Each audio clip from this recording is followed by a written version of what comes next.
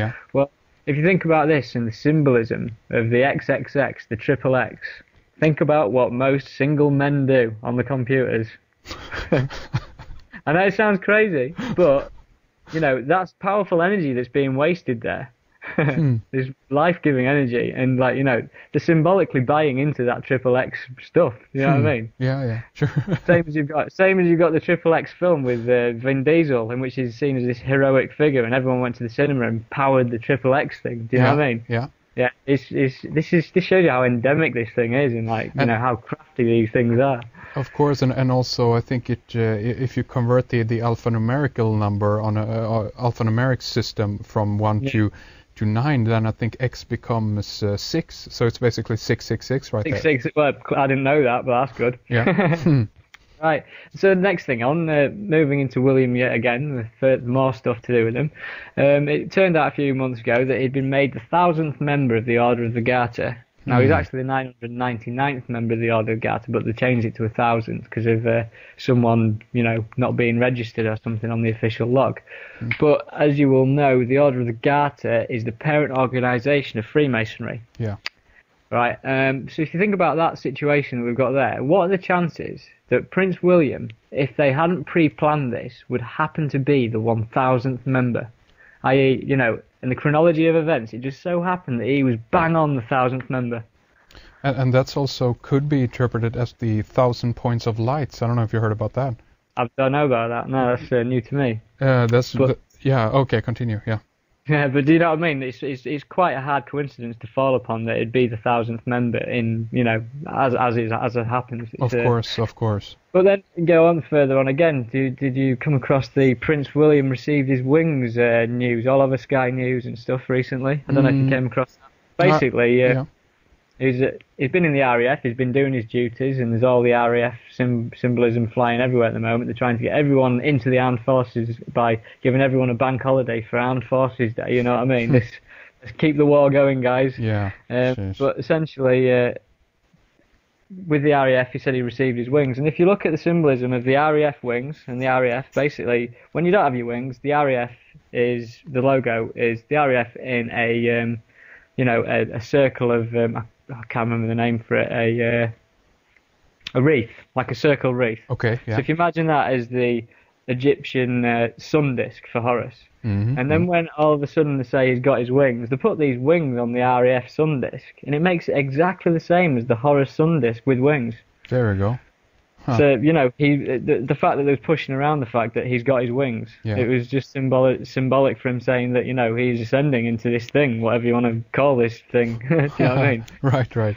But, I mean, here I am again saying that Prince William is, as I said, with the Dan Brown book and the Da Vinci Code and everything that goes with it, they're trying to get the masses to believe that there's a lost bloodline of Jesus Christ, and there might be. But what I'm saying is they're trying to get everyone to accept that. And so when Dan Brown's book, which was a terrible book, written really badly, but obviously interesting story, when everyone from, you know, like your 60-year-old woman who like doesn't get out much to your Benidorm crew or whatever in Spain, when they were all like running around reading this book going on about it, they were all having the seed implanted in their head that there's a lost bloodline to Jesus Christ. Yeah.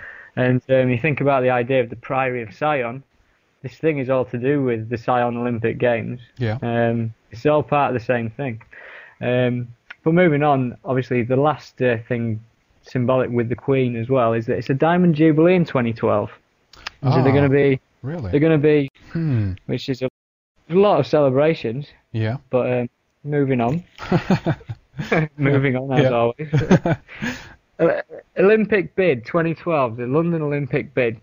We received it, and we received confirmation on July the 6th, 2005. The International Olympic Committee has the honor of announcing that the Games of the 30th Olympiad in 2012 are awarded to the city of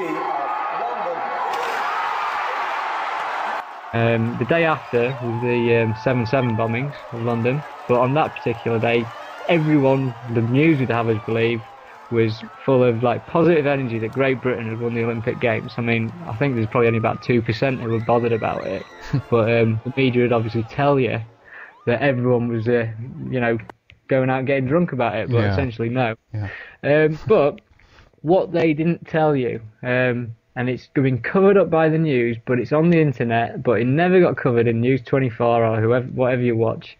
Basically, on the same day that London bid was won for the Olympic Games, right, there was a huge, well, I don't know what you want to call it, massacre on the island of Haiti, in which 24 people confirmed dead after more than 300 heavily armed UN troops carried out a major pre-dawn military raid in Cité Soleil. So what happened was the UN troops, which is supposed to be a peacekeeping force, not something that goes out and actually, does stakeout operations on drugs barons. Yeah. They did this pre-dawn military raid in which they killed 24 innocent people, right? And there's a lot of people looking into this. But what is symbolic is the place where it was. It was in Cité Soleil, which is Sun City, right? Yeah. Gets even weirder. It's one of the poorest communities in Haiti. It's one of the poorest communities in the Northern Hemisphere.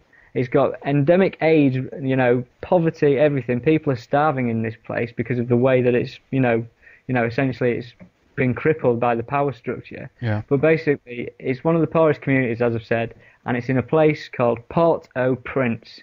So it's Prince, Port, Sun City. On the same day the Olympic bid was won. Yeah. So what I'm saying is that symbolically you've got Prince and Sun, and then you've got this thing that I've connected with Prince William. Was this another thing equally like buying into an event with such a negative, horrible event in which the UN massacred loads of people, or 24 people? Its symbolism is right through it, and it gets even worse because basically the UN Colonel Marino suggested that ballistic tests can be done on the dead, and he said records from the Medicine Without Borders shows an influx of civilian casualties starting at 11 a.m. The numbers are on the Wikipedia page, so 11 a.m. brought in. And then you look into Port-au-Prince itself. Port-au-Prince celebrated its independence 200 years ago. I don't know what it celebrated its independence from because it didn't seem to get any better. But the bicentennial monument that they erected in the independence of Port-au-Prince just so happens to be a pyramid without a capstone and an Olympic flame at the top. Oh, nice. Right. So I don't know what that's saying, but you've got Sun City with a prince and you've got a pyramid with an Olympic flame on the same day that the Olympics 2012 bid was won. That doesn't happen. That doesn't happen. It just doesn't happen. Too much in there. So obviously getting into touchy areas and stuff here because it's pretty dark, really, when you think about it. I mean, moving into the Olympics 2008, I found this out recently. The 2008 logo, have you seen the Beijing 2008 with the little guy and his wobbly legs?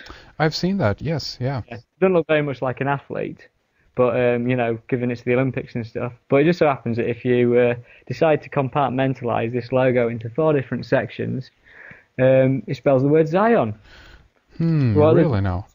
What are the chances that 2 Olympic logos in succession both can easily spell the word Zion without any form of trickery? You know what? I'm looking at that as we speak here. I'm looking at your post about this, and that is incredible. Did you decipher that, or did you pick up that from somewhere else?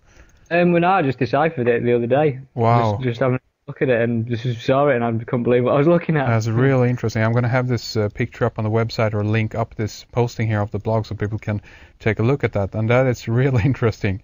Wow. Obviously, you've got the slogan, One World, One Dream for the Beijing 2008 Olympics. Doesn't that sound like a New World Order slogan to you? Indeed. Yeah. And so anyhow, this goes on further because there's more symbolism to do with the Olympics 2008. Yeah. Basically, on the 11th of November 2007, so that's 11/11, they released 5 mascots, right, for the Beijing Olympics. And these are weird little mascots that all got pyramid-style hats on.